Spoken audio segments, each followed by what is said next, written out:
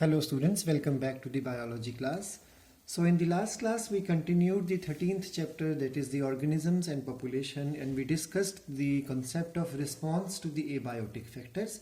We discussed in the last class that when we talk about the living organism, the diversity of the living organisms around us, that means plants as well as the animals, we find that maximum of them are not capable of regulating their temperature as well as their osmotic concentration in the body fluids.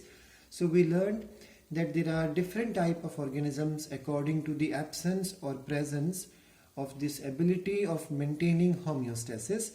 We learned in the last class that homeostasis is the concept of maintaining the constancy of the internal environment, and this is done by the living organism by the two processes. One is called as thermoregulation and the second is called as the osmoregulation.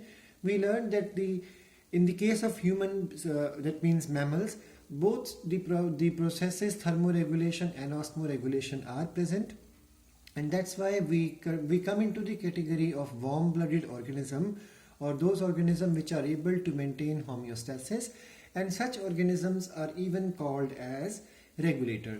So we learned even from the NCERT the figure 913.3, and that is the topic of how organisms cope up with the changes in the external level. So we learned that if the external level undergoes changes, maximum organisms show similar change in their internal level, whether we talk about osmotic concentration or we talk about the temperature. But when we talk about regulators are able to maintain constancy inside despite of the increase or decrease in the temperature or the osmotic concentration in their external level. So that's why human or mammals as well as the birds, which are also called as endothermic organism or homeothermic organism, they are able to regulate the internal level of the parameters despite there is a change going on in the external level. But this process is a energy consuming or it's an energetically expensive process. We learned that certain invertebrates as well as lower vertebrates are also able to be called as regulator. We learned that this homeostasis can be maintained by two things, especially when we talk about the thermoregulation. It is possible by two things. One is the physiological adjustment, the second is the behavioral changes. We learned that shivering in the winter, sweating in the summer, and basking in the sun and staying indoors, these are the methods, physiological as well as behavioral respectively, responsible for helping human to act like a regulator.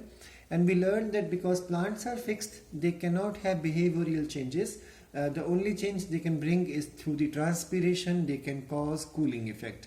We learned that 99% of animals and nearly all the plants are ectothermic. That means you can call them as cold-blooded in the case of animals, and that's why these organisms are collectively called as conformers. So we learned that conformers are those organisms which lack the mechanism of maintaining constancy inside. It is not so they do not have the mechanism of thermoregulation and osmoregulation, because through the course of evolution they could not turn into regulators, because to become a regulator, homeostasis is a energetically expensive process, and heat loss, heat gain is related to surface area. So we learned the Bergman rule in the last class, that small organisms have a smaller volume compared to a big surface area, because of which they loses the heat faster. So that's why such animals cannot survive in the cooler regions. So we learned from the example of NCERT that hummingbird, the smallest bird, shrew, the smallest mammals, they are not found in the polar region or the cooler region because of this problem of tremendous heat loss, and they cannot survive in such conditions. We also learned that the maximum organisms around us are partial regulators. Partial regulators are those organisms which are able to maintain this, which are able to regulate to certain extent, and finally they also conform according to their external environment. In the last class we also learned that if the conditions unfavorable are temporary, organisms may have two more methods of adaptation.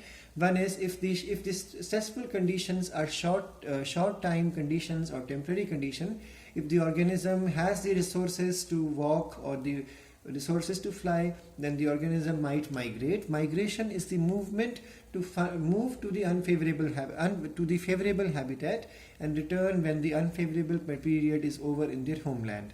Example, we all know there are so many birds these days also are traveling from Trans-Himalaya. They come from Siberia and Russia, China, and they reach here in the northern India, especially in the Bharatpur, the Kilado National Park.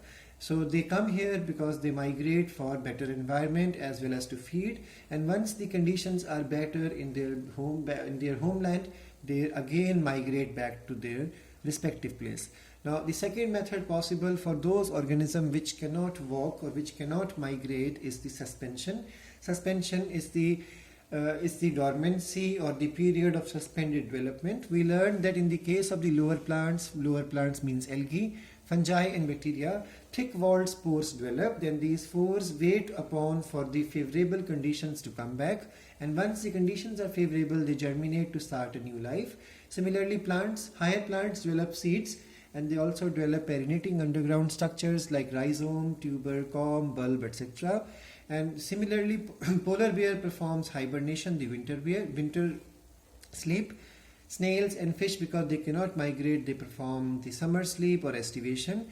And in the case of zooplankton, the term used is diapause.